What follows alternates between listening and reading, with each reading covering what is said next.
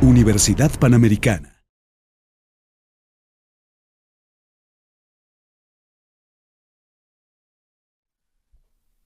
Buenas tardes. Antes de empezar, quisiera mandar un saludo a los alumnos del Diplomado en Propiedad Intelectual y Nuevas Tecnologías de la Universidad Panamericana Campus Aguascalientes.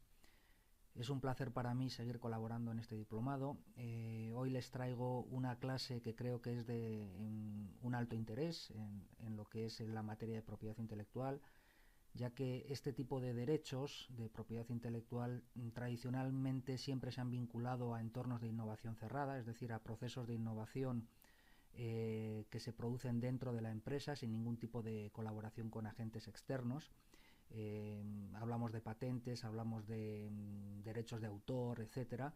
Y ahora vengo con una clase relacionada con la gestión de los derechos de propiedad intelectual dentro de entornos de innovación abierta, es decir, cuando la empresa recurre a agentes externos en alguna de las fases del proceso de innovación.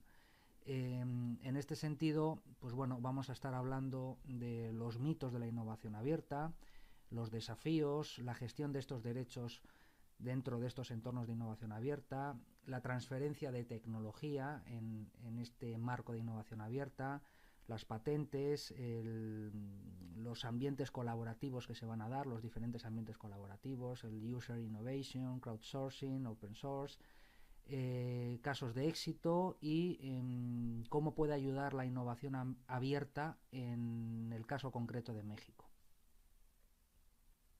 Empezamos. Bueno, comencemos haciendo una distinción entre lo que es el modelo de innovación cerrada y el de innovación abierta. Está claro que hoy en día, bueno, desde hace unos años se ha producido un cambio en la manera de hacer los negocios, en la manera de actuar empresarialmente. Ha habido un cambio de paradigma que ha consistido básicamente en la globalización del conocimiento y en el cambio rápido de la tecnología. Esto nos lleva a actuar de una manera diferente. El modelo de innovación cerrada, el modelo tradicional, consistía en utilizar básicamente como fuentes de innovación las ideas producidas dentro de la empresa. Ideas o proyectos de investigación y desarrollo que se desarrollaban dentro de la empresa y que al final se dirigían a un mercado tradicional que esa empresa tenía como objetivo. Claro, lo que se quería tener dentro de ese modelo de innovación cerrada es un total control de los proyectos que se desarrollaban y un celo muy grande hacia la propiedad intelectual propia. Si nos fijamos en el gráfico de la derecha, vamos a ver representados los dos modelos de innovación. Digamos que el modelo de innovación, el proceso de innovación es un embudo. En el caso de la innovación cerrada, en el principio de ese embudo están entrando unos proyectos de I+D cuyas las paredes de ese embudo se ve que son en línea continua y que por lo tanto no hay permeabilidad y que terminan en un mercado tradicional. En el de la innovación abierta, en cambio, vamos a ver, digamos que una estrategia de colaboración con agentes externos. Los proyectos de I+D que se desarrollan en la empresa pueden salir en cualquier fase del proceso de innovación y encontrar nuevos mercados, por ejemplo, a través de spin-offs o de licencias de patentes. Se puede encargar, por ejemplo, a una universidad o a un centro tecnológico que desarrolle una tecnología concreta para incorporar en nuestro proceso de innovación interno, y esto es algo totalmente novedoso respecto al paradigma anterior. O sea, ahora mismo, bajo este marco de innovación abierta, las empresas colaboran entre sí, se tienen en cuenta los agentes externos para llevar a cabo los proyectos de investigación y desarrollo, y eso es algo que antes no se hacía. Digamos que, bueno, la idea que se tenía en el modelo de innovación cerrada era contar siempre en la empresa con los mejores expertos, tenerlos en plantilla, los mejores expertos, y que esos expertos generaran las mejores ideas, ¿no? Ahora con el modelo de innovación abierta lo que se intenta es capturar las mejores ideas, pero estén donde estén. Puede ser en un centro tecnológico al otro lado del mundo o en una universidad. Para ello se hace mucho más énfasis en tener un área de a modo de observatorio, un área de vigilancia tecnológica o de inteligencia competitiva para capturar todas esas oportunidades que pueden venir bien a la empresa. Al final, esto no es más que combinar el conocimiento interno con el externo. Esto es lo que hace el modelo de innovación abierta. Es un proceso, digamos, que no lineal. Es un proceso no lineal porque en cualquier momento esos proyectos de innovación pueden salir de la empresa y buscar mercados diferentes, cosa que antes era un proceso lineal en la innovación cerrada. Este término de innovación abierta lo acuñó Henry Chesbrough, que es profesor de la Universidad de Berkeley, en California, y bueno, pues básicamente esto es un poco lo que hay que tener en cuenta para entender el resto de diapositivas que voy a mostrarles, y es la distinción entre innovación cerrada o tradicional. Una introducción que espero que pueda arrojar luz a lo que después vamos a ir viendo en cuanto a la transferencia de tecnología, a la gestión de los derechos de propiedad intelectual, etc. Bueno, vamos a ver ahora 10 puntos clave a la hora de implantar un modelo de innovación abierta. En primer lugar, el compromiso de la dirección. Esto es algo muy importante, es decir, la dirección de la empresa tiene que, digamos que vender o persuadir a los trabajadores que ese modelo de innovación abierta es el camino correcto que tiene que seguir la empresa. Pero no basta con un compromiso de la dirección hacia ese modelo. O sea, es necesaria también la participación de la dirección en la parte operativa. Aquí la información es clave. Para implantar un modelo de innovación abierta es necesaria la gestión de la información. Y la información como algo, digamos, sin ataduras, algo muy alejado de la consideración que tenía hacia ella el modelo de innovación cerrada, que era considerarla una posesión. Aquí lo que importa es generar conocimiento, conseguir conocimiento, enriquecer el conocimiento que ya tiene la empresa.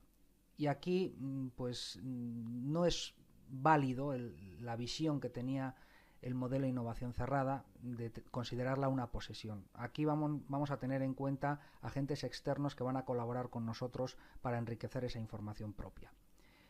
En quinto lugar, la importancia que tienen los trabajadores.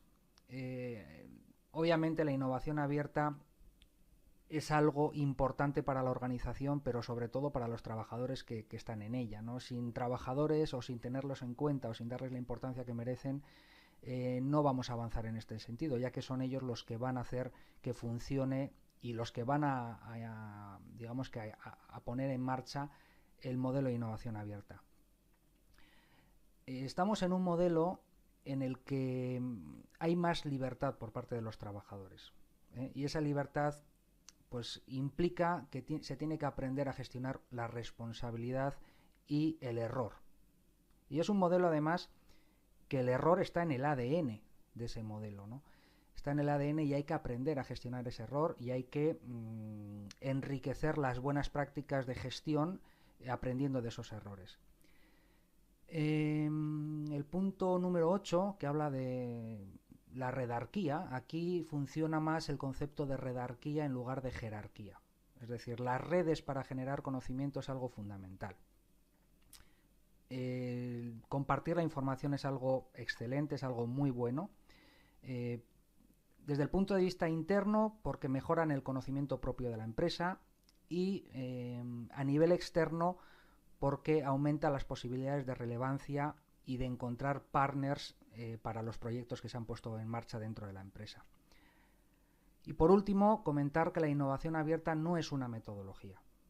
No estamos hablando de un proceso pautado que se tiene que aplicar de manera estandarizada en las empresas. Es decir, esto es digamos que no es una metodología, sino que es un enfoque que hay que customizarlo, hay que adaptarlo a la medida de las prácticas de cada empresa.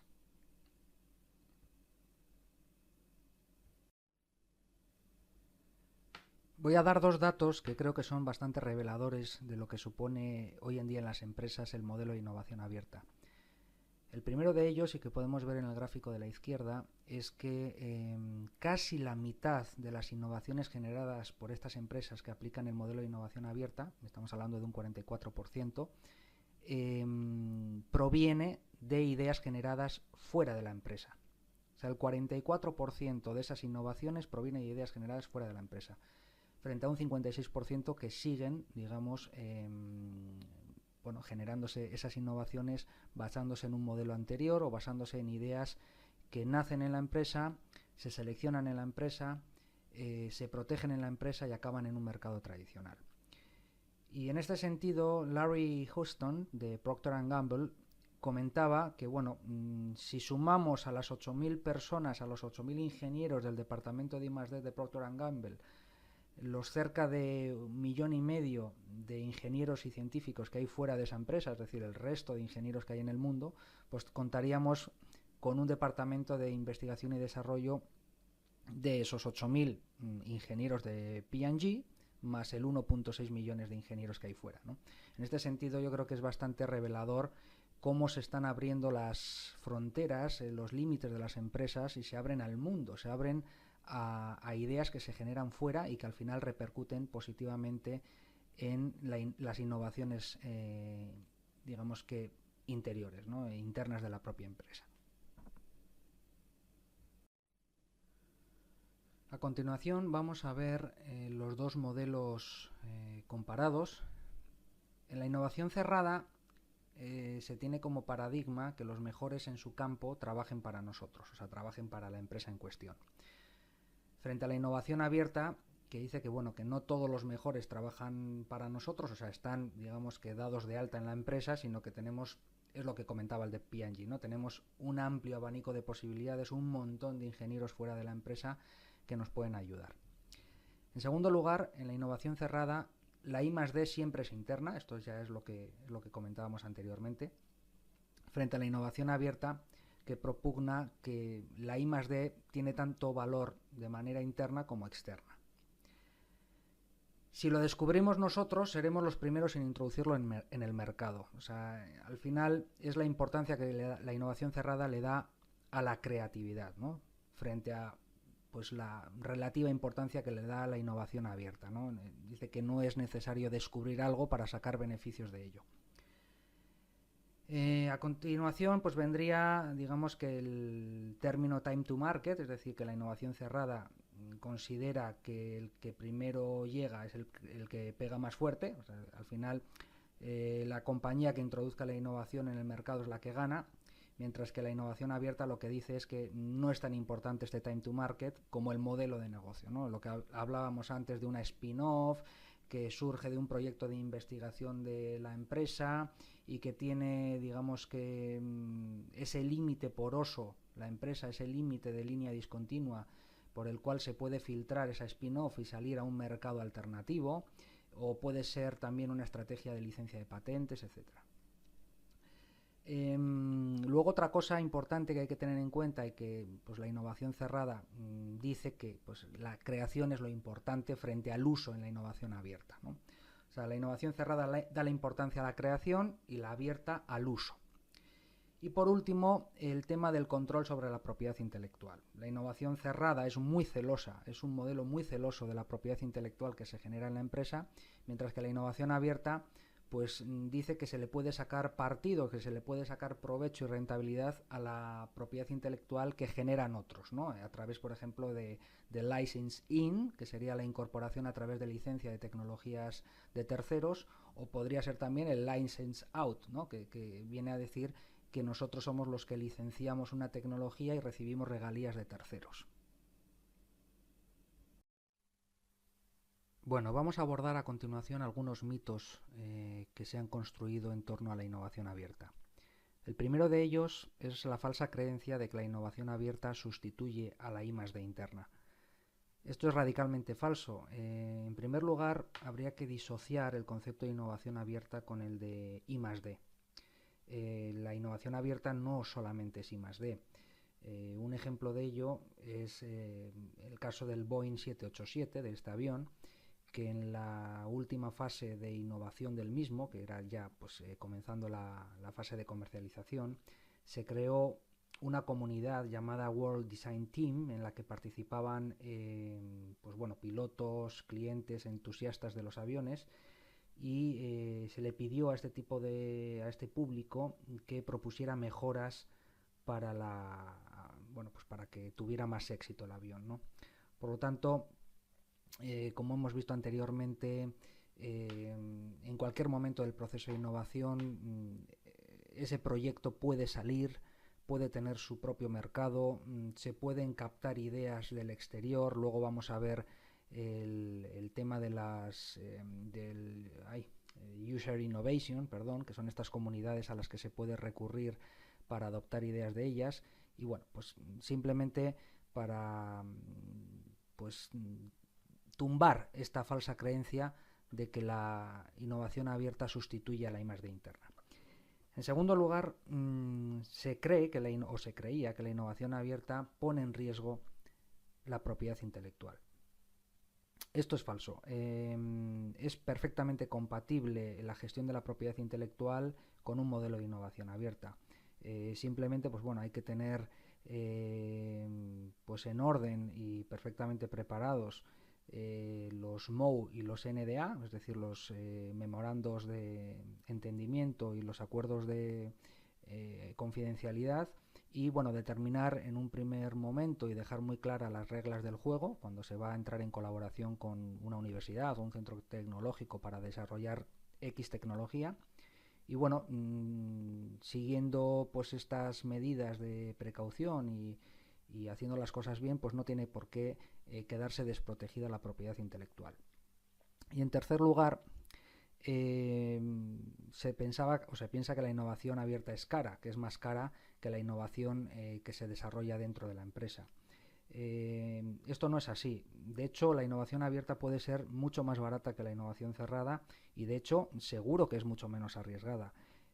Por ejemplo, la empresa Lego, cuando va a sacar productos, pues se pide propuestas a los entusiastas y a los clientes y usuarios de Lego para que propongan ideas, mejoras, etcétera, de los productos que se van a lanzar. Y cuando cuentan con esos productos con 10.000 apoyos, se saca sin ningún tipo de riesgo al mercado, sabiendo que va a ser rentable. Otro mito es aquel de que la innovación abierta se da en la fase de captura de ideas o la fase de ideación. Esto no es así. Bueno, lo hemos visto antes en el caso del Boeing 787, en el que, bueno, en plena fase de comercialización se recurrió a una, digamos que una comunidad de usuarios, de entusiastas, para validar el producto, y bueno, a través de un vídeo, del vídeo que mostraba la compañía aérea, pues bueno, proponer mejoras. Otro mito es el de que la innovación abierta significa tener que estar abierto siempre, y esto no es así. O sea, que no se piense nadie que una empresa que quiere implantar un modelo de innovación abierta tiene que estar en todo el embudo, digamos, que hemos visto antes en el gráfico, en ese embudo de innovación, que tenga que ser abierto todo el rato ese embudo. Puede ser abierto en una fase del proyecto y en otra no. De hecho, la empresa que mejores prácticas está desempeñando dentro del modelo de innovación abierta es aquella que sabe detectar perfectamente qué fase del proyecto se tiene que abrir al exterior y ser abierta, ¿no? Yo considero que es aquella en la que tiene menos valor diferencial. Otro mito, el de que la innovación abierta solamente se aplica en agentes externos a la empresa. Bueno, esto no es así. De hecho, se puede dar innovación abierta dentro de unidades del negocio de la misma empresa. Es decir, unidades de negocio que pueden estar geográficamente separadas o en el mismo país, pero son unidades de negocio, digamos, separadas de la parte, digamos, matricial, ¿no? Entonces, también ahí se puede dar innovación abierta. Y luego, por último, el mito de que la innovación abierta es solo para grandes empresas.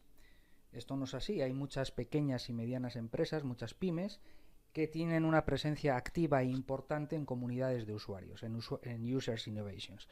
Entonces, bueno, pues Pues esto es un poquito lo que les quería comentar en relación a los mitos que hay que ir derribando para tener una idea más clara de innovación abierta. Hay una serie de desafíos que enfrenta la innovación abierta, por ejemplo, problemas de coordinación que va a haber siempre entre las empresas y las actividades que van a participar en la realización de un determinado producto o servicio. Estos problemas de coordinación los podemos clasificar en primer lugar en problemas de red y en problemas de divergencia de objetivos. Los problemas de red surgen cuando los agentes interactúan, digamos que de manera débil o experimentan dificultades en la cooperación. Esto, por ejemplo, es lo que se dio en el caso del Boeing 787, que era muy difícil orquestar la red de centros de producción y de diseño que estaban ubicados en distintos emplazamientos, en distintos países, y era muy difícil de organizar todo esto. En cuanto a la divergencia de objetivos, puede ocurrir que entre el diseñador de un determinado producto o servicio y la empresa externa que lo va a desarrollar, pues esta empresa externa persiga unos objetivos distintos a los del autor, digamos, que de la idea original. Esta transferencia de control que pues la empresa A transfiere, digamos, que a la empresa B, a la empresa desarrolladora, y esta divergencia de objetivos pues tiene unos costos muy altos, que en ocasiones llegan a ser incluso superiores a si ese proyecto se llega a desarrollar en un marco de innovación cerrada. En segundo lugar, problemas con un problema de incentivos. Los incentivos, digamos que es el esquema de recompensas por determinadas tareas que se van a hacer, ¿no? Entonces, en ocasiones se producen comportamientos oportunistas que dificultan la creación o la captura de valor de esos proyectos, ¿no? Aquí tenemos 4 puntos a desarrollar dentro de los problemas con los incentivos. Puede ocurrir que haya problemas con las ideas abandonadas dentro de la empresa. Esto siempre ocurre. En una empresa se generan un número X de ideas y muy pocas de ellas se van a desarrollar al final.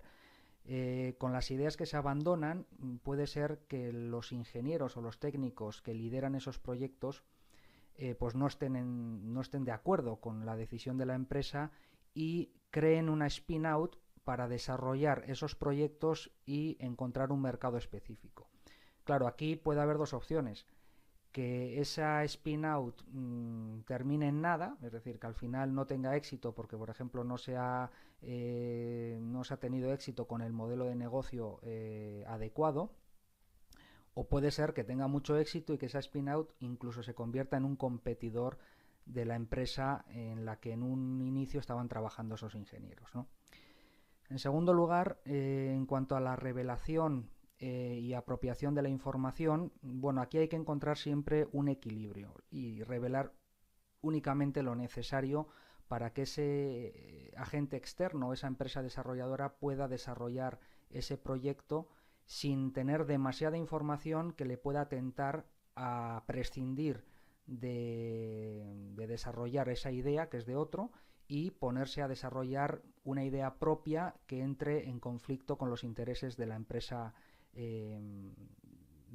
A, digamos, ¿no? La empresa que va a encargar ese trabajo. En cuanto a los problemas de equipos, cuando se colabora en un marco de innovación abierta para la producción de bienes de equipo, para la producción en equipo, aquí hay una práctica que es el free riding, que significa que la empresa que participa en un proyecto de cooperación, en un proyecto de innovación abierta, donde hay varios agentes que colaboran, como es difícil de medir la aportación de cada empresa que participa, aquí puede ocurrir que se aproveche del esfuerzo ajeno y comparta los recursos que han sido aportados por todas las partes y luego al final tenga un porcentaje de recompensa, un porcentaje de beneficios sobre los resultados, tanto a nivel de beneficios como de titularidad de los derechos de propiedad intelectual. Esto suele ocurrir, es decir, hay una empresa que cuenta ya con todos los recursos que se han puesto entre todos, que han puesto todos en el, digamos que en el proyecto común, y no se esfuerza nada, es muy difícil de medir su aportación y luego, claro, va a reclamar unos resultados que se han pactado desde un inicio, ¿no? ¿Qué más? Bueno, en cuanto al último punto, a la comercialización de tecnologías, puede ocurrir también que la empresa que va a comercializar esa tecnología ya desarrollada pacte un uso libre o un uso con pocas restricciones respecto a esa tecnología y haya riesgos de imitación, riesgos de que esas ideas se desvaloricen o incluso que pueda perjudicar a los incentivos futuros para reinvertirlos en una digamos que en otros proyectos de innovación, ¿no? Entonces aquí hay que tener mucho cuidado y hay que poner énfasis en la protección de los derechos de propiedad intelectual para que esto no ocurra.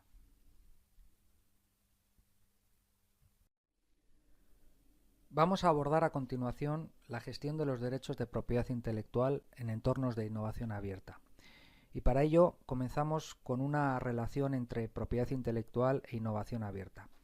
En determinados supuestos, la propiedad intelectual inhibe los entornos de innovación abierta y hay otros casos en los que los favorece.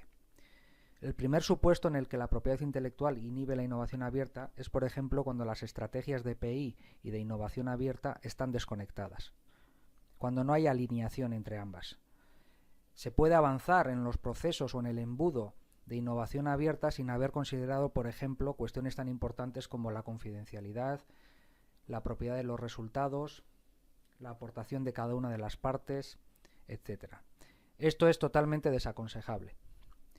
En segundo lugar, cuando están interviniendo abogados que tienen una estrechez de miras y son poco proclives a la innovación abierta y que imponen, por ejemplo, cuestiones tan importantes como el quién, el cuándo y el cómo. En tercer lugar, cuando hay una política de patentar todo. Todo lo que hace la empresa, todo lo patenta. Y esto es un error. En cuarto lugar, cuando considera la API como un fin en sí mismo, en lugar de una oportunidad para crear valor. Y en último lugar, cuando la propiedad intelectual construye cercas a través de la acumulación de patentes y impone un secretismo excesivo. Son muy celosa de su propiedad intelectual y que esto perjudica obviamente a la innovación abierta. En cambio, ¿cuándo se considera que la PI activa la innovación abierta? Pues por ejemplo, cuando las estrategias de PI y de innovación abierta están alineadas desde un principio, cuando los abogados ayudan a pavimentar el camino de la cooperación, cuando prevalece el patentamiento inteligente, o sea que solo se patenta aquello que tiene valor y no todo, cuando la propiedad intelectual es vista como una oportunidad para crear valor y construir ecosistemas, en lugar de considerarlo como un fin en sí mismo, y por último, cuando la propiedad intelectual está disponible para terceros, a través del licenciamiento y la cooperación. Aquí es cuando es probable que dé beneficios, en lugar de ser tan celoso con compartir información. Siempre se puede compartir información, siempre se puede aportar información al desarrollador que va a ayudarnos con esa idea, siempre y cuando se tengan, obviamente, unos contratos de confidencialidad y de acceso adecuados, con cláusulas adecuadas, dependiendo de la fase en la que se esté. Entonces, siempre y cuando se tenga, digamos que jurídicamente atado esas cuestiones, se puede, por supuesto, que considerar la API como un instrumento para generar valor sin ningún tipo de riesgo. En cuanto a las cuestiones legales de la innovación abierta, las empresas pueden adoptar dos enfoques distintos de la propiedad intelectual. Lo pueden hacer desde el punto de vista de la protección o de la gestión. Cuando la empresa funciona respecto a la propiedad intelectual desde el enfoque de la protección, suele trabajar siempre con blanket agreements, que son aquellos acuerdos en los cuales ya las cláusulas han sido pensadas y casi impuestas de antemano. Es un enfoque muy precavido, se puede decir así, desde el punto de vista legal. Sin embargo, no favorece los entornos de innovación abierta. también lo que puede hacer una empresa es trabajar desde el enfoque de la gestión, que sería lo adecuado en estos casos, y es cuando los contratos, no sé, los procesos, las interacciones que se van a llevar a cabo dentro del modelo de innovación abierta con otras empresas del exterior, lo que buscan es maximizar el valor para todas las partes que intervienen. En cuanto a la estrategia de propiedad intelectual en el modelo de innovación abierta, en primer lugar, y es lo que comentábamos antes, la propiedad intelectual tiene que ser regulada desde el principio. Las cuestiones legales no se pueden dejar para el final, porque de ahí se pueden derivar muchos errores y se pueden perder oportunidades de, digamos que rentabilizar o hacer redituable esa propiedad intelectual. En segundo lugar, es conveniente crear un comité que desde el principio pueda estar integrado con las diferentes áreas que van a participar en el funcionamiento de la innovación abierta. Por ejemplo, I+D, marketing, otras unidades de negocio, porque la innovación abierta también puede ser entre distintas unidades de negocio de la misma empresa, ingeniería y el departamento legal. ¿Esto para qué? Pues bueno, básicamente con dos objetivos. En primer lugar, integrar la estrategia de propiedad intelectual dentro de los procesos de innovación abierta, es lo que comentábamos antes de alinear las dos estrategias, y en segundo lugar, valorar oportunidades de la propiedad intelectual desde una perspectiva, digamos, multimodal o multilateral.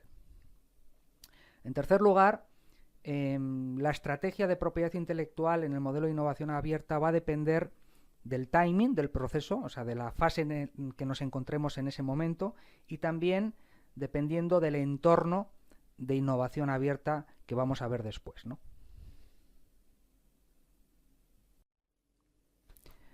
Esa clasificación de la estrategia de propiedad intelectual en la innovación abierta, comentábamos que podría ser dependiendo del timing del proceso en el que estemos o del escenario en el que nos movamos. Vamos a empezar la clasificación según el timing, o sea, según la fase en la que nos encontremos. En una primera fase de preparación, aquí se van a definir las necesidades de innovación. ¿Qué necesidades tiene la empresa de innovar? ¿Cuáles son sus objetivos? ¿Qué estrategia va a seguir en cuanto a la búsqueda de socios, etcétera? Bueno, de socios o de colaboradores o lo que sea en el ámbito externo. En segundo lugar, definir el escenario y anticipar cuestiones críticas que puedan surgir en el futuro. Y no solamente me refiero a las cuestiones de confidencialidad, de explotación de resultados, de propiedad de distintas aportaciones, etcétera. Aquí nos estamos refiriendo también, por ejemplo, a los canales de comercialización. O sea, puede surgir algún problema en el futuro con un colaborador con el que discrepemos respecto al canal de comercialización del producto. Pues bueno, esto tendría que verse en una fase inicial. En tercer lugar, evaluar el escenario legal y el estado del arte a través de una vigilancia tecnológica, por ejemplo, determinar si es factible llevar a cabo esas innovaciones en un modelo de innovación abierta, si se está infringiendo o no propiedad intelectual de terceros, si puedo generar propiedad intelectual en ese campo específico. Igual no puedo generar propiedad intelectual porque me meto en problemas de infracción. Todo eso hay que evaluarlo en un momento inicial. En segundo lugar, la modalidad de acceso. Es decir, ¿cómo accedo a esa propiedad intelectual? ¿Es mía o tengo que recurrir, por ejemplo, a licencias? Y por último, dentro de esta fase de preparación, tendríamos que ver lo de la información que se va a divulgar. Es decir, ¿voy a divulgar información sin poner en sobreaviso a mis competidores? O sea, ¿voy a intercambiar información sin NDA, o sea, sin acuerdos de no divulgación? O en cambio voy a intercambiar información con acuerdos de no divulgación. Lo que aquí se suele determinar o se suele actuar de la siguiente manera. En una primera fase, a la hora de contactar a la empresa con la que vamos a colaborar, es bueno, hablar del problema que tenemos, porque al final nosotros somos los buscadores y ellos son los solucionadores. Nosotros somos seekers y ellos son solvers. El seeker, o sea, la empresa que al final tiene ese problema para innovar, lo que hace en un primer momento es contactar con el solver y plantearle la problemática que tiene sin adelantar cuestiones críticas que pueden ser peligrosas de divulgar cuando no hay algo firmado, cuando no hay un acuerdo, y que puede hacer que esa digamos, esa tercera parte se convierta en un competidor nuestro, ¿eh? Entonces, en una primera fase se recomienda primero divulgar algo que no sea crítico. Simplemente que le ponga sobre la mesa a ese colaborador las herramientas muy básicas para saber de qué estamos hablando y pueda entender qué es lo que tiene que solucionar. Y en una segunda fase sería el intercambio de información con acuerdos de no divulgación o acuerdos de confidencialidad. En ocasiones se recurre a una figura que es la del intermediario, aunque esto no es muy normal.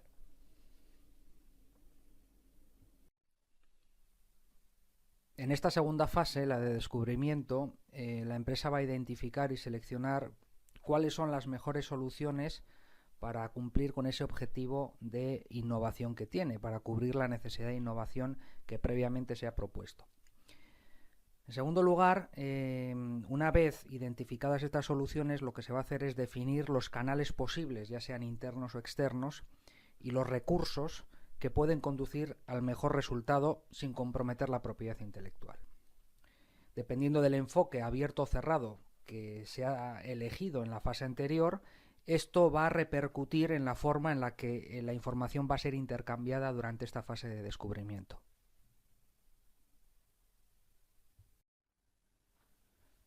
En la fase de evaluación se van a evaluar las propuestas de los solucionadores, y estas propuestas se pueden valorar desde la óptica de que se cuenta con una estrategia previa de PI, es decir, de una manera en la cual vamos a estrechar el embudo y digamos que las propuestas van a ir caminando poco a poco y van a ir superando unas cribas, o bien sin una estrategia de PI previa. Esto quiere decir que no se ha tenido en cuenta el comité en la parte legal, o sea, el comité que comentábamos anteriormente, que tenía que estar integrado por un departamento legal, de marketing, de I+D, etcétera, ¿no? O sea, cuando no se recurre al asesoramiento legal hasta esa fase, que sería un craso error, pues podemos encontrarnos con que los acuerdos de no divulgación, los acuerdos de confidencialidad, se van a firmar tantos como aportaciones vayan cayendo en cada momento. Por lo tanto, al final se está retrasando todo, pueden acontecer errores, pueden provocarse una serie de errores, y bueno, esto es lo que se desaconseja.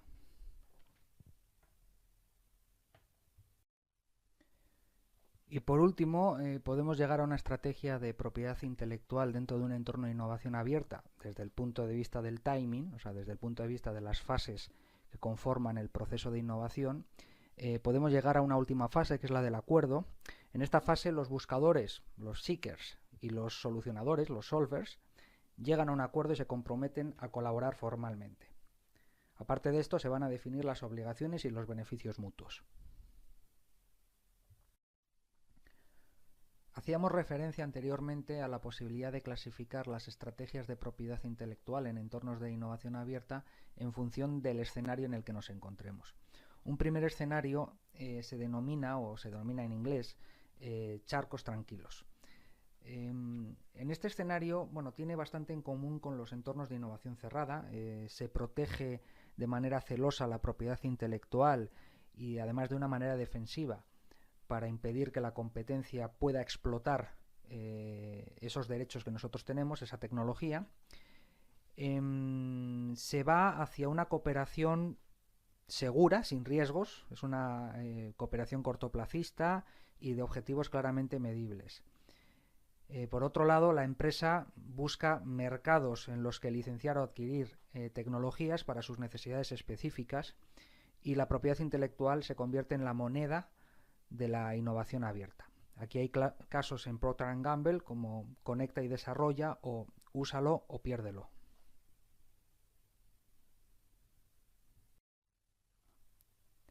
El segundo escenario lo vamos a llamar océanos agitados. Es lo opuesto al escenario de los charcos tranquilos. Aquí ya nos vamos acercando más a una visión de gestión de la propiedad intelectual en lugar de protección únicamente. Nos estamos acercando más al sentido original que tiene la innovación abierta. Aquí se otorga libre acceso a una gran parte del portafolio de PI de dos maneras. Puede ser o revelando la tecnología esencial para beneficiarse del crecimiento del ecosistema a través de productos y servicios complementarios de otros, o puede ser seguir manteniendo la tecnología principal como propietaria, pero revelando las extensiones, especificaciones del diseño y otras herramientas para que terceras partes puedan involucrarse.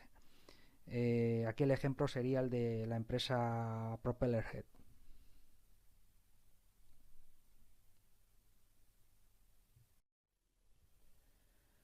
En el escenario de océanos calmados, que es el escenario número 3, el conocimiento está disperso entre varios actores. Entonces las empresas recurren a la innovación abierta para pedir en principio propuestas a una comunidad de usuarios muy amplia, y cuanto más amplio es el mercado de la empresa y menos específico el conocimiento que se está pidiendo, pues más grande será el universo de solucionadores y más difícil la explotación de sus ideas. Tenemos ejemplos como Dell y Coloplast.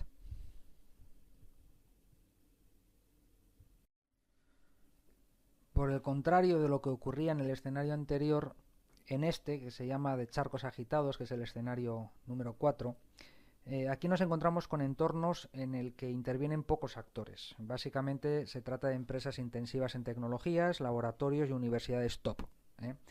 Hay un futuro incierto, cosa que no ocurría en el escenario número 1, que comentábamos que se buscaba acertar con las previsiones, se buscaba acertar con el entorno, no se arriesgaba nada, había mercados, los mercados a los que se apuntaba estaban bien definidos y eran bastante seguros.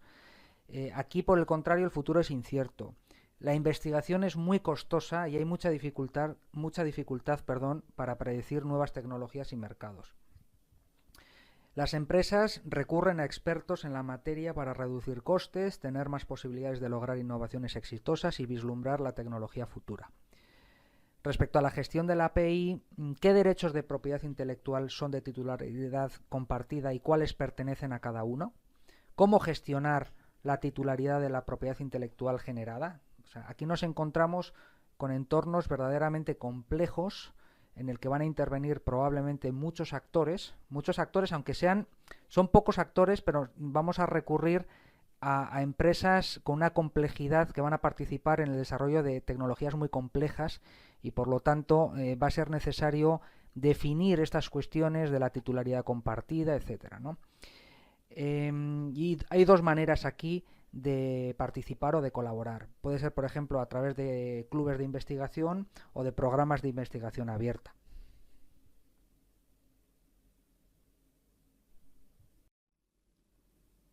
El capítulo que vamos a abordar a continuación lleva por título Innovación abierta y transferencia de tecnología. Antes de abordar a detalle todo lo relativo a las licencias, vamos a ver primero los distintos tipos de conocimiento que se dan dentro de un entorno de innovación colaborativa. Hay 4 tipos de conocimiento: background, foreground, sideground y postground. El background es el conocimiento que cada una de las partes genera antes de entrar en el acuerdo de innovación colaborativa. O sea, es un conocimiento que se da previo al proyecto. Aquí cada parte conserva su respectiva propiedad intelectual. El foreground es el conocimiento que se produce o que cada una de las partes, ya sean ambas o una de ellas, produce dentro de la innovación colaborativa, una vez iniciado el proyecto. Aquí la propiedad intelectual es compartida y se considera de libre uso para cada una de las partes. En tercer lugar tendríamos el sideground, que es el conocimiento relevante para el proyecto en colaboración, pero que cada una de las partes va a desarrollar en paralelo en el tiempo que dure ese proyecto. Es decir, es un conocimiento importante que se tiene que proteger, que tiene que tener titularidad. Es un conocimiento importante, como decía, para el proyecto en colaboración, para el proyecto en común, donde participan varias partes, pero que se genera de forma paralela al desarrollo del mismo. Aquí la gestión de los derechos de propiedad intelectual se hará de acuerdo al uso futuro que dichas partes den a ese conocimiento. Y por último, el postground es el conocimiento relevante para el proyecto en colaboración, pero producido una vez finalizada la colaboración. Aquí la propiedad intelectual generalmente se le da esa titularidad a la parte que genera ese conocimiento, pero con un derecho de acceso a la contraparte. Ya que la contraparte también ha colaborado de alguna manera al aportar conocimiento, etcétera, digamos que ha puesto la semilla para que aunque se generen derechos de propiedad intelectual por la otra parte, digamos que la parte A también ha puesto lo suyo, por lo tanto, al menos reservará un derecho de acceso a esos derechos protegidos al final.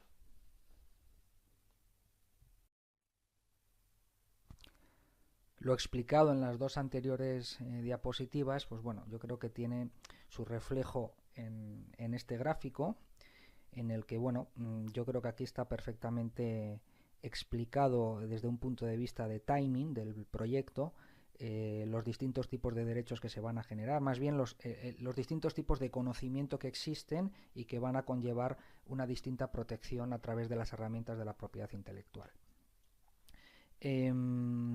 Aquí tenemos, por un lado, antes del start, antes de que comience el proyecto, está el background, como hemos dicho antes. En la parte central está el foreground, es decir, el conocimiento que van a generar en común dentro del proyecto. A los lados, como decíamos, que de manera paralela se va a generar un conocimiento por cada una de las partes, que es el sideground. Y por último, después del time frame, del marco de colaboración, está el postground, el conocimiento que se llama postground. Bueno, vamos a ver a continuación distintos tipos de licencia. En primer lugar, la autolicencia. En este tipo, esta es una modalidad de licencia muy común en las, digamos que en la transferencia de tecnología de grandes empresas, muchas veces con distintos centros de producción que están ubicados geográficamente en distintos países o distintas filiales, y que no es demasiado estudiado a nivel académico. Pero bueno, lo vamos a explicar a continuación porque creo que el alumno tiene que conocer este tipo de práctica. Consiste en que, por ejemplo, una gran corporación, una gran empresa que tiene distintos centros de producción en distintos países o distintas filiales, se licencia a sí mismo el derecho, por ejemplo, la empresa A a la empresa A1, o sea, a una filial, de tal manera que puedan recibir ventajas fiscales. Claro, al licenciar, por ejemplo, la empresa A1, que es una filial de la empresa A, paga una regalía, un precio de transferencia por ese cambio, digamos, de titularidad por el uso de ese derecho, y esa regalía se considera como gasto y se puede practicar una deducción fiscal. El segundo tipo de modalidad es la licencia exclusiva. Aquí el licenciatario, tenemos, como saben, dos partes, ¿no? El licenciante y el licenciatario. El licenciante es el que, digamos, que da el derecho, más bien lo alquila, digámoslo así, y el licenciatario es el que paga una regalía por hacer uso de ese derecho que es de titularidad del licenciante. Aquí en la licencia exclusiva, el licenciatario adquiere un derecho de explotación a cambio de una regalía, y esa regalía puede ser de dos naturalezas diferentes. Puede ser pecuniaria, que puede consistir en un pago único, en un precio cerrado por producto vendido, en un precio cerrado por año, en, por ejemplo, porcentajes sobre el precio de venta o sobre ingresos, en un pago gradual que cambia en función del volumen de ventas, o puede ser también no pecuniaria, por ejemplo, usar ese derecho a cambio de que el licenciante acceda a la tecnología del licenciatario.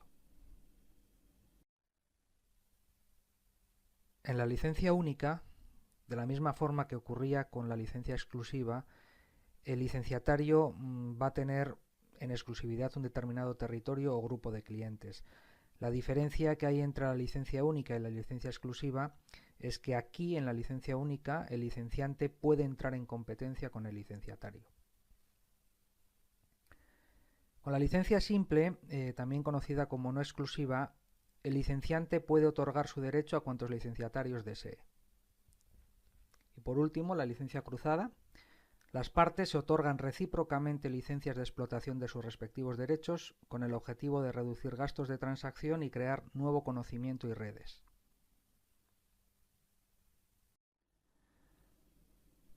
Bueno, la sublicencia, al igual que ocurre en el arrendamiento de inmuebles, por ejemplo el subarriendo, viene siendo algo similar, ¿no?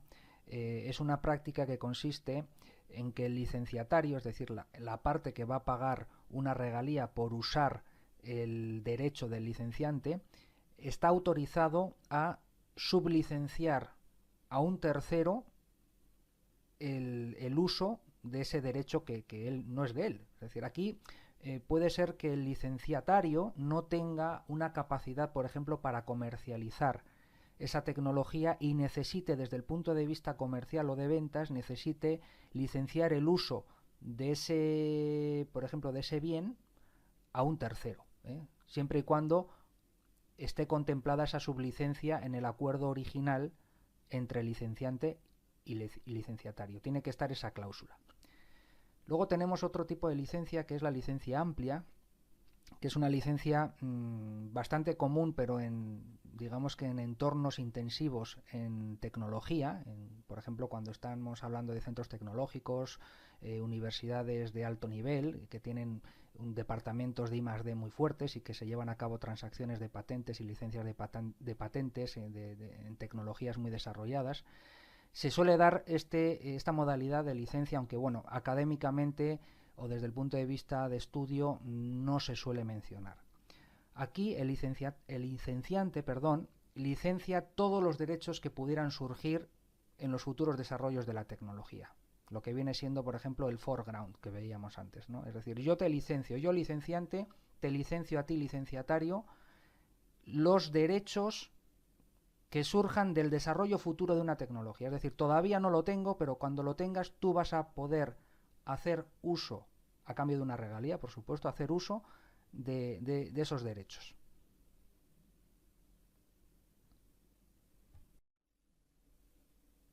También son interesantes estos dos tipos de licencia que vamos a mencionar a continuación, que tampoco son demasiado vistas. En primer lugar sería la licencia paquete o licencia en bloque. Aquí el licenciante lo que hace es licenciar al licenciatario un paquete de derechos, aunque el licenciatario esté interesado en uno o dos, tiene que pagar por el paquete. Y por último, la licencia de retrocesión, es decir, que el licenciante, a la hora de licenciar unos derechos al licenciatario, se reserva derechos de acceso o de uso sobre las modificaciones o las mejoras que el licenciatario imprima, digamos, o lleve a cabo sobre los derechos licenciados en una manera inicial, en un momento inicial.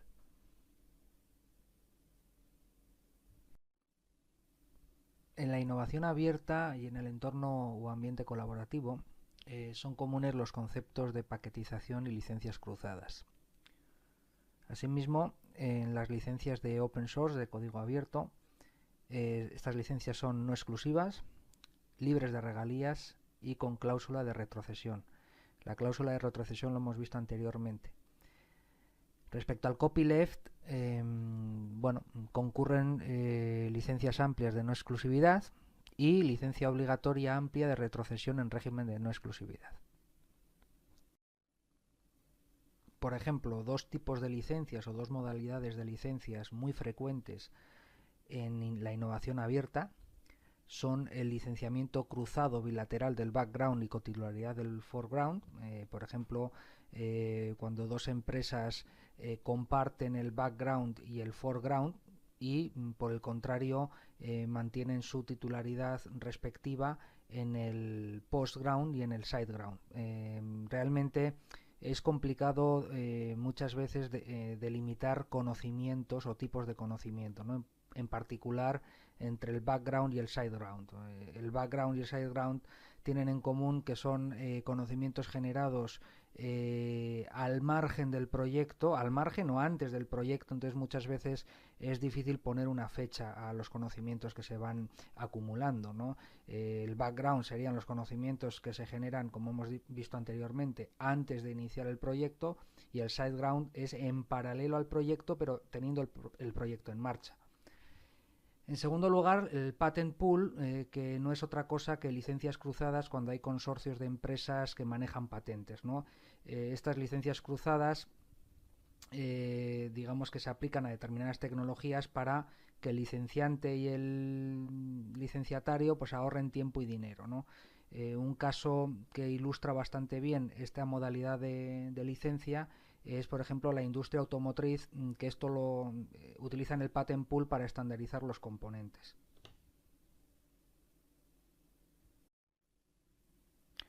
Las patentes siguen siendo la mejor manera para establecer, en primer lugar, quién originó la idea, el concepto, la invención o la tecnología. Hay distintos, o algunos matices, mejor dicho, hay algunos matices entre estos conceptos que, bueno, no me gustaría adentrarme en esto porque no es el momento, pero sí que es cierto que no es lo mismo tecnología que patentes o idea que concepto, etcétera, ¿no? O sea, hay ciertos matices que además cada uno de estos conceptos podría tener una protección idónea, cada uno de ellos, pero bueno, sigue siendo la campeona la patente a la hora de, bueno, pues de establecer quién originó esta idea o esta invención, quién sería el titular, y además también funge la patente como soporte legal detrás de los acuerdos y contratos sobre, por ejemplo, pues titularidad, evaluación, etcétera. Si bien es cierto que anteriormente habíamos desaconsejado el enfoque defensivo de la propiedad intelectual, es decir, el considerar, por ejemplo, una patente desde el punto de vista defensivo, de protección de una invención legalmente para hacerla valer en los tribunales o poder, digamos que, bloquear el proceso de innovación o el desarrollo de una determinada tecnología en el tiempo por parte de otras empresas, de otras compañías, es decir, a modo de bloqueo. Si bien es cierto todo esto, también hay que reconocer que no deja de ser el propósito principal para quien solicita una patente, ¿no? O sea, esta estrategia defensiva. Sin embargo, hay otros usos que se puede hacer de estas patentes en el contexto de la innovación abierta. Por ejemplo, a la hora de evaluar una compañía, es importante hacer una evaluación de los activos intangibles, en concreto de los activos intelectuales, que serían las patentes, las marcas, etcétera, para poder aumentar el valor de la empresa. Por otro lado, también son útiles las patentes para calcular los ingresos por transferencia de tecnología. En tercer lugar, estaríamos hablando de un activo interesante para la internacionalización, interesante y además importante para la internacionalización, por ejemplo, a través de la solicitud de patentes internacionales.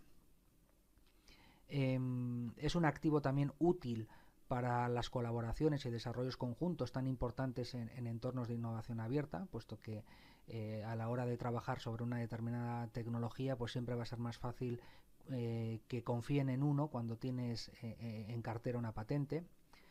Además, facilita la inteligencia competitiva a la hora de hacer las búsquedas, la vigilancia tecnológica, etcétera. Es importante tener patentes para luego poder rastrear a través de denominaciones, términos, etcétera, las patentes de la competencia. Y además, no olvidemos que es una importante herramienta de efecto disuasorio. Bueno, y por concluir con este tema de patentes e innovación abierta, en estos entornos habría que hacerse una serie de preguntas a la hora de diseñar o definir la estrategia de patentamiento. En primer lugar, la industria a la que nos dirigimos o en la que estamos trabajando es intensiva en patentes y alta tecnología, sí o no, ¿no? En función un poco de la respuesta, pues tendremos que ver si tiene mucho sentido. Además, después de realizar una vigilancia tecnológica, vamos a ver también si tenemos margen de maniobra para poder adquirir esos derechos de propiedad intelectual sin infringir, o si es realmente interesante para la empresa o lo podemos mantener en secreto industrial, etcétera, ¿no?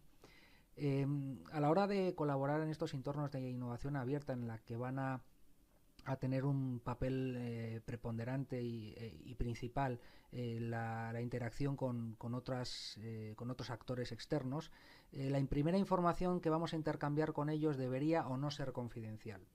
Esta confidencialidad podría llevarse a cabo por etapas. Bueno, desde luego a la segunda pregunta respondo que sí. Yo siempre recomiendo que se vayan acotando, digamos, el escenario en el que nos vamos a mover desde el punto de vista de la confidencialidad. O sea, hacer una especie como de acuerdos por círculos concéntricos, ¿no? Partir de un círculo más amplio, ir acotándolo poco a poco en función de lo que vaya a necesitar ese solucionador, ¿no? ¿En qué momento la solicitud de patente es necesaria o solo recomendable? También es una pregunta que hay que hacerse. Lo que comentábamos antes, ¿debería llevarse a cabo una búsqueda de patentes o vigilancia tecnológica? Sí, sí y sí, es súper importante. ¿Quién correrá con los gastos de la patente y de la búsqueda? Esto, por ejemplo, pues aquí cuando entramos en proyectos de colaboración, pues se tiene que definir quién va a correr con esos gastos, que cuando se trata de una empresa pequeña igual no es muy costoso, pero si estamos hablando de un megaproyecto donde intervienen 20 actores, pues podemos estar hablando de varios millones de dólares solamente la búsqueda. Entonces esto tiene que quedar desde un principio definido. Y luego, por último, cómo salirse cuando las cosas no van bien. Es decir, en el contrato tiene que haber algún tipo de cláusula, o se recomienda que haya una cláusula en la que, bueno, se le pueda dar salida al socio que quiera salirse porque las cosas no han salido como, o no están saliendo, o parece que no van a salir como él espera. De una manera pues que bueno, legalmente esté perfectamente contemplado. No sé si se puede, me imagino que se puede pactar algún tipo de sanción, si es antes de determinado tiempo, o bueno, eso es un poco bajo el principio de acuerdo entre las partes y tal, ¿no? Pero bueno, es importante contemplar este tipo de situaciones, ¿no? Los abogados, además, siempre estamos pensando en que si en el futuro, ¿no? O sea, a la hora de elaborar un contrato, siempre pensamos, bueno, y si no sale de esta determinada manera, pues vamos por lo menos, a dejarlo reflejado, ¿no? Esa circunstancia o ese aspecto circunstancial.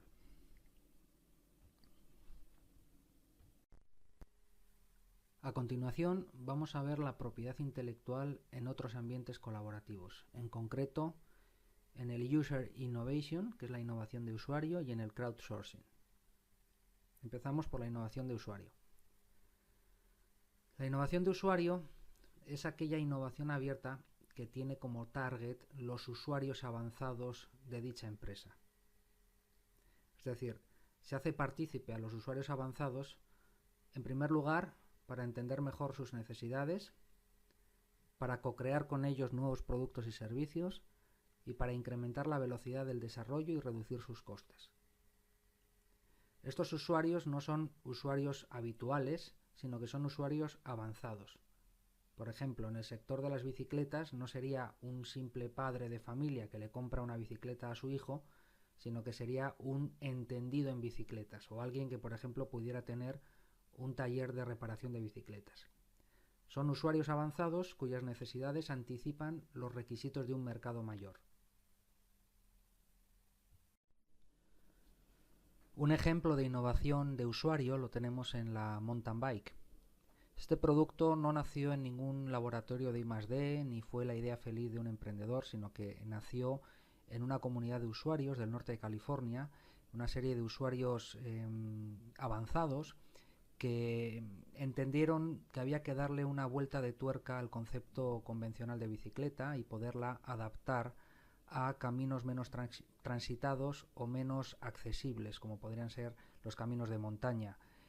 Fueron desarrollando la idea hasta al final dar con el producto que hoy en día conocemos como bicicleta de montaña y que ya se ha convertido no solo en un producto sino en una industria. Por otro lado, comentar a favor de esta innovación de usuario que en la innovación interna el 25% de las ideas que surgen dentro de la empresa no tienen éxito. Tienen éxito, frente al 75% de la I+D que no ve la luz, principalmente porque hayan una dificultad en entender a los consumidores. La forma de participación del usuario en el proceso de innovación de la empresa puede ir desde ofrecer simplemente feedback y soporte hasta la creación de nuevos productos. A continuación vamos a ver las distintas formas de participación del usuario. En primer lugar, tendríamos la modalidad de ofrecer feedback y soporte únicamente. Aquí, bueno, esto se puede hacer de distintas maneras. Puede ser, por ejemplo, a través de la creación de foros o de servicio de atención al cliente, donde se puede capturar y retener esas propuestas, ese conocimiento especializado de los usuarios avanzados. En segundo lugar, se podría elaborar contenido para productos existentes, por ejemplo, a través de YouTube. Se me ocurre, no sé, por ejemplo, un manual, un vídeo a modo de manual para obtener una configuración avanzada de un producto o nuevas formas de uso, etcétera. En tercer lugar, tendríamos las modificaciones menores de productos existentes, modificaciones también mayores de productos existentes, dependiendo del nivel del grado de desarrollo, y en último lugar, la creación de nuevos productos. Por ejemplo, se me ocurre Linux, OpenOffice, que bueno, aquí en este contexto los usuarios se transforman en productores de derecho propio. Supongamos que una empresa quiere, está implantando un modelo de innovación abierta y quiere abrirse a la innovación de usuario. ¿Qué necesitan los usuarios para participar en este proceso de innovación? Bueno, en primer lugar, y lo más importante, es contar con un incentivo. El usuario tiene que tener una motivación para participar en ese proceso de innovación. Esa motivación puede tener forma de estatus, es decir, prestigio, por ejemplo, estar reconocido en un determinado sector, o obtener un diploma, o tener un reconocimiento a nivel curricular, etcétera. Lo puede hacer por dinero, no es lo más habitual en la innovación de usuario, pero puede darse el caso.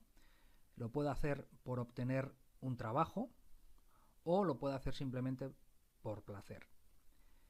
En cuanto a la capacidad, habilidades y herramientas para hacerlo, es importante que tengan a su disposición esas herramientas, que el usuario, la comunidad de usuarios tengan herramientas. Por ejemplo, en el caso de los que idearon la bicicleta de montaña, la mountain bike, podían hacer pruebas en sus talleres y tenían herramientas para hacerlo. Luego, además, el acceso a equipamiento y a laboratorios que no sean demasiado caros. Siguiendo con el ejemplo de las bicicletas de montaña, pues ellos tenían cerca distintas montañas para obtener un feedback rápido y poder hacer las mejoras que fueran necesarias. Y luego, por último, que el usuario o la comunidad de usuarios tengan capacidad para compartir sus ideas. Esto es importante porque luego los usuarios sucesivos lo que van a hacer es ir aportando mejoras significativas que al final van a ir en beneficio del producto. Estas comunidades de usuarios se caracterizan, en primer lugar, por regirse por un sistema meritocrático, crean sus propios sistemas de educación y aprendizaje y además generan herramientas para los miembros de la comunidad.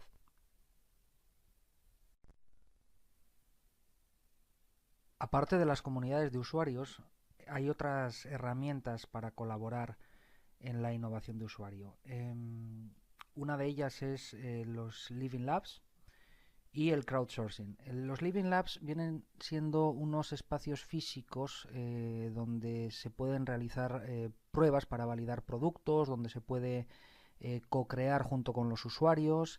Realmente son plataformas de co-creación o de validación de productos y servicios. Es una infraestructura para que se puedan poner en práctica las mejoras o las innovaciones que los usuarios van aportando.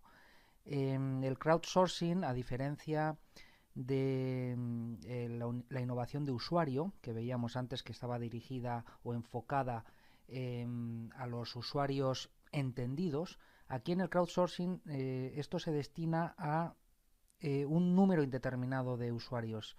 Es una llamada a un número indeterminado de usuarios para que puedan aportar de manera online ideas que vayan teniendo sobre productos o servicios. Bueno, a continuación vamos a abordar el tema de la gestión de los derechos de propiedad intelectual de los consumidores que participan en el proceso de innovación de la empresa.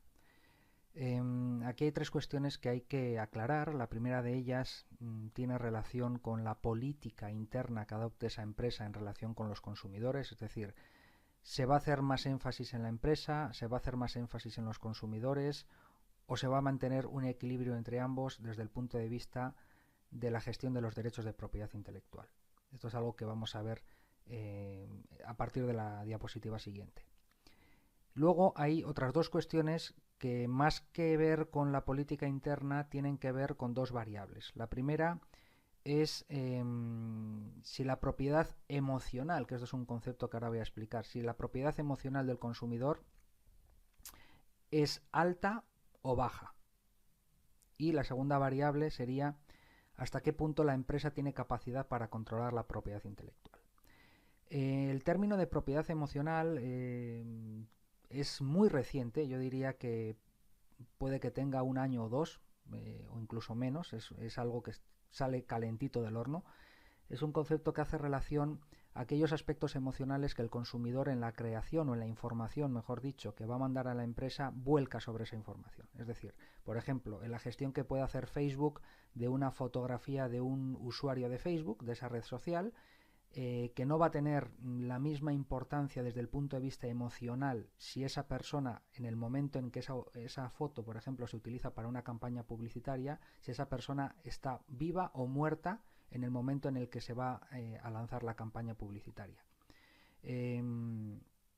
Esto es un tema importante, o sea, es decir, hasta ahora teníamos únicamente el concepto de propiedad intelectual, es decir, al final considerar el conocimiento desde el punto de vista racional y desde el punto de vista pues bueno, de protección legal.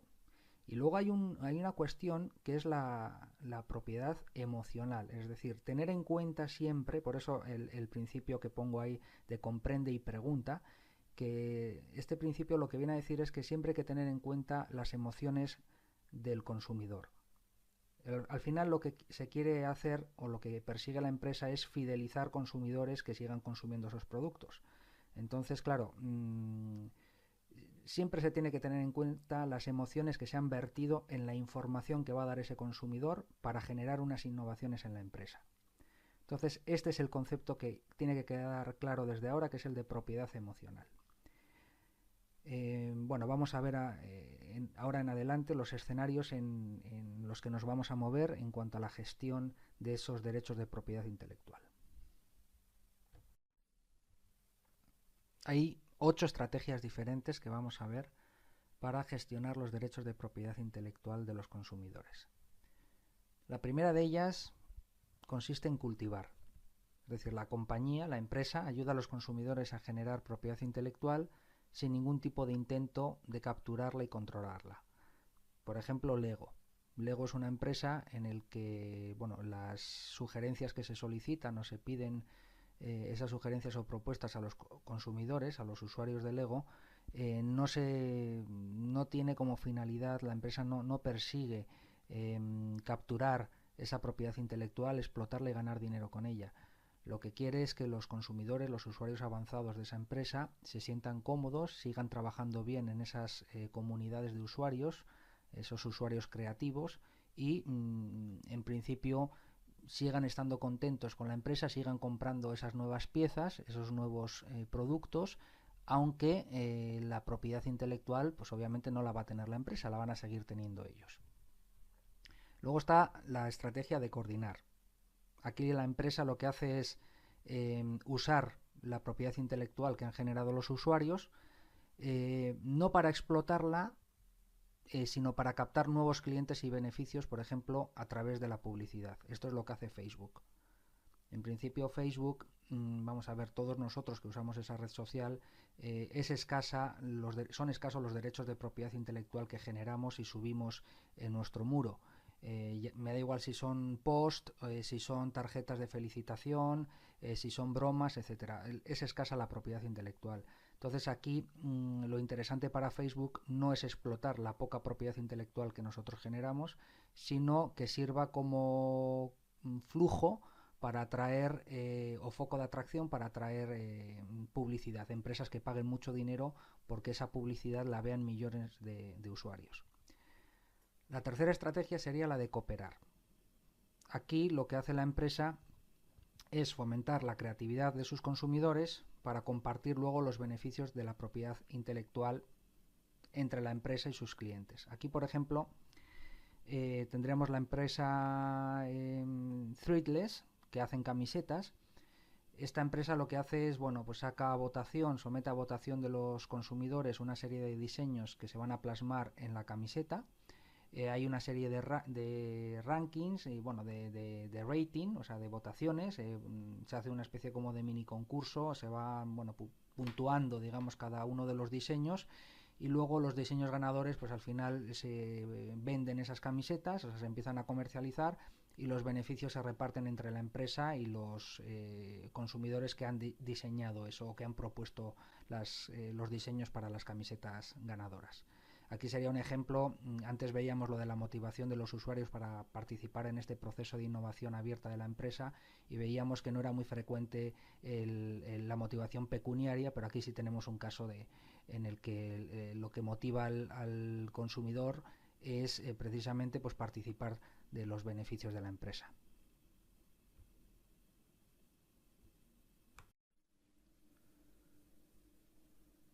Otra estrategia es la de capturar. Aquí lo que hace la empresa es fomentar a los consumidores o a los usuarios que generen mucha propiedad intelectual para luego la empresa apropiársela y desarrollar su negocio. El ejemplo más claro de esta modalidad o de esta estrategia, mejor dicho, de gestión de API de los consumidores es la de la empresa Kirky. Kirky es una plataforma de invenciones que lo que hace es publicar o publicitar o solicitar propuestas a los usuarios para desarrollar conceptos que tienen, para luego que eso desemboque en un producto terminado, y lo que hace es quedarse con esas ideas. Sí es cierto que remunera a los consumidores cuyas ideas se vaya a quedar la empresa, pero se queda con la propiedad intelectual de ellos.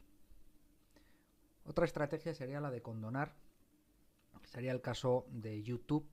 Aquí la empresa lo que hace es, mira para otro lado, se tapa los ojos respecto a toda propiedad intelectual donde intervengan los consumidores, en lugar de perseguirlos legalmente. Por ejemplo, hay el cantante Chris Brown.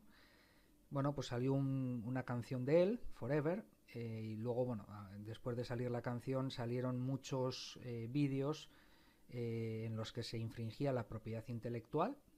Lo que pasa es que estaba atravesando por un momento muy negativo en cuanto a su imagen pública, y decidió Sony no demandar a esos consumidores que habían subido vídeos que infringían la propiedad intelectual.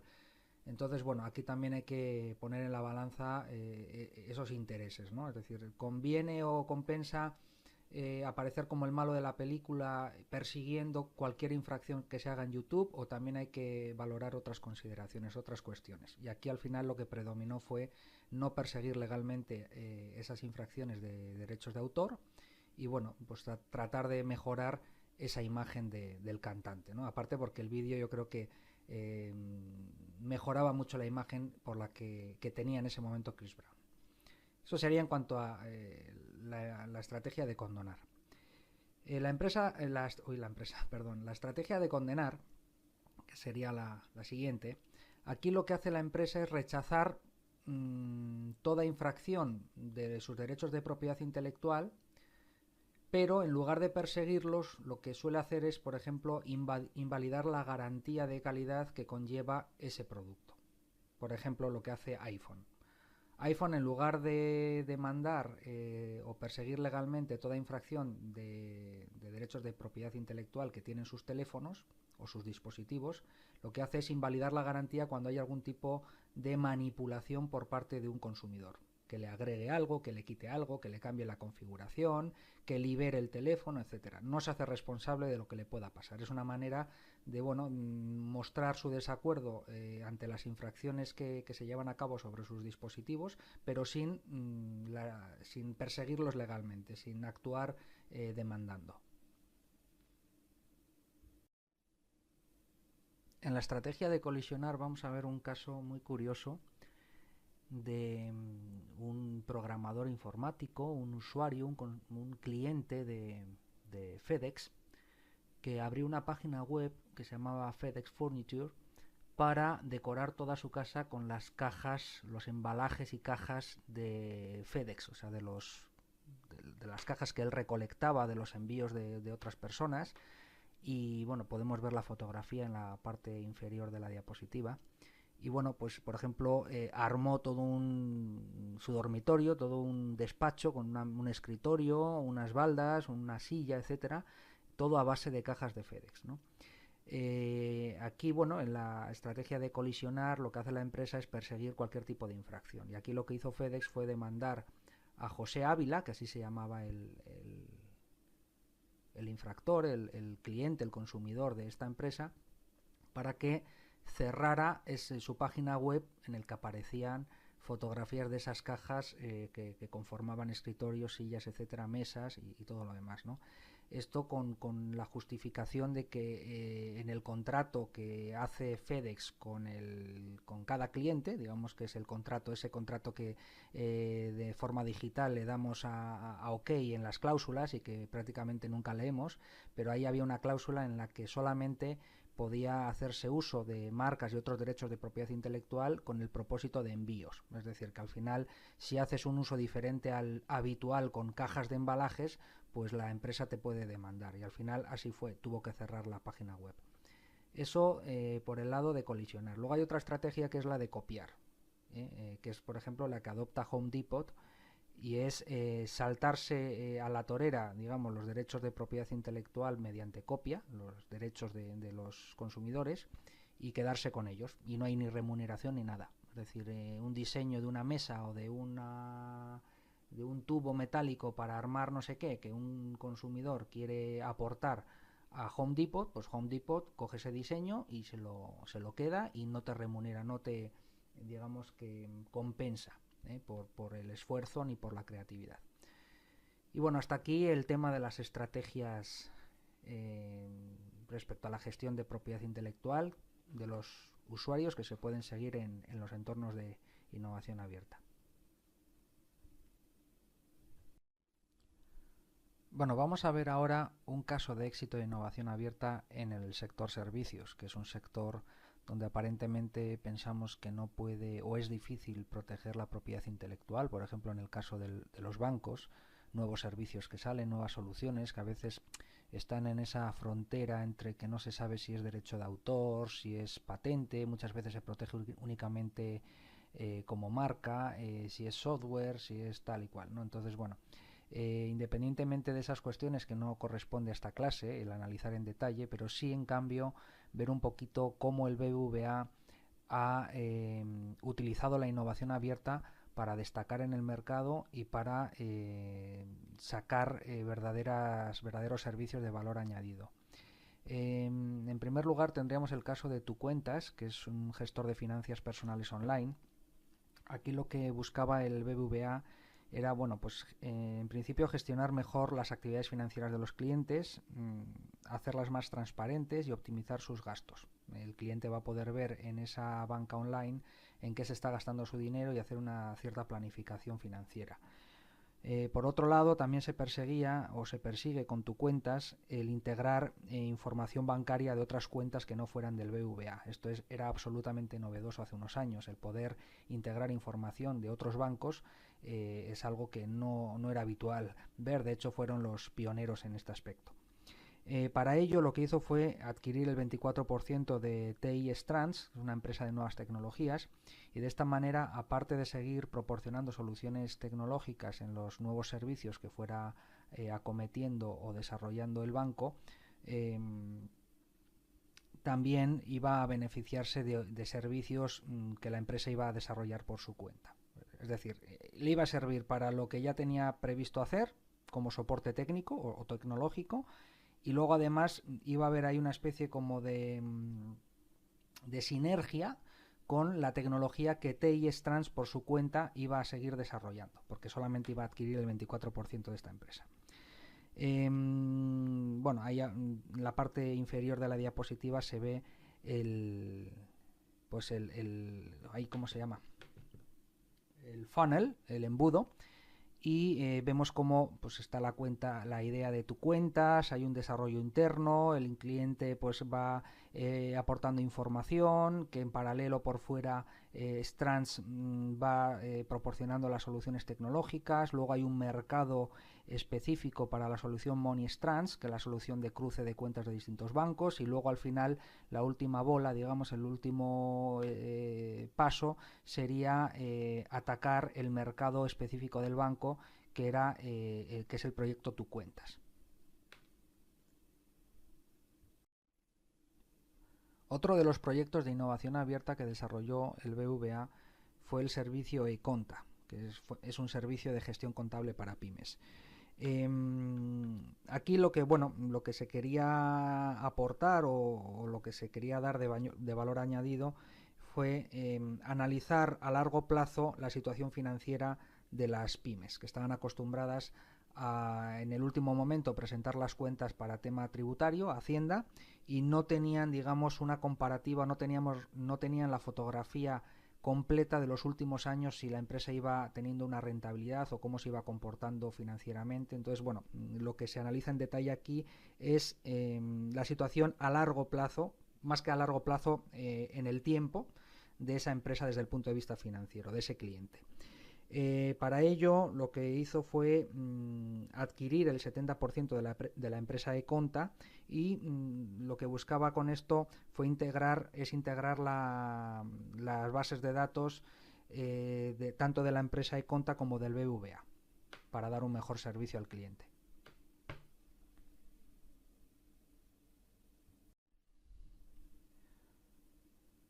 Tenemos dos ejemplos de innovación abierta que con el tiempo se han ido impulsando dentro del BVA.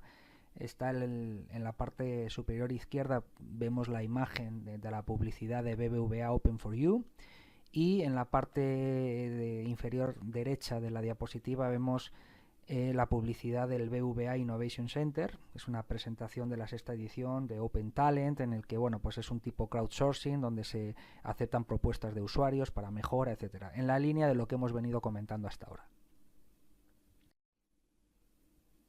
Si ponemos el foco en el caso particular de México en relación con la innovación abierta, hace un par de meses la consultora Accenture realizó un estudio en el que concluyó que si México impulsara o le diera más importancia a la innovación abierta, podría aumentar su PIB, su PIB, en un 4.1%, es decir, unos 46.000 millones de dólares. En este sentido se quiere impulsar la colaboración entre Tampere, que es una región al sur de Finlandia, que pues tiene mucha experiencia en la aplicación de modelos de innovación abierta, con el Tecnológico de Monterrey, con el ITESO. Vamos a ver si finalmente, porque es algo que ha ocurrido hace poco tiempo, hace pocos meses, vamos a ver si llega a buen puerto y si se puede consolidar en México la innovación abierta como clave para la competitividad en el futuro. Y por mi parte sería todo. Habríamos terminado ya con la clase. Espero que les haya gustado, que haya sido de su interés. Es un tema relativamente novedoso. Desde luego, desde el punto de vista académico, todavía no hay muchas iniciativas para enseñar la importancia o concienciar sobre la importancia de la innovación abierta y cómo funcionan los derechos de propiedad intelectual y cómo se gestionan en ese marco. Pero bueno, espero que esto haya sido, digamos, un primer paso para que sigamos en esta línea sobre la importancia que tiene hoy en día colaborar. Y bueno, espero que haya cubierto las expectativas de los alumnos, que estén contentos y que pues seguiremos viéndonos por este medio. Muchas gracias.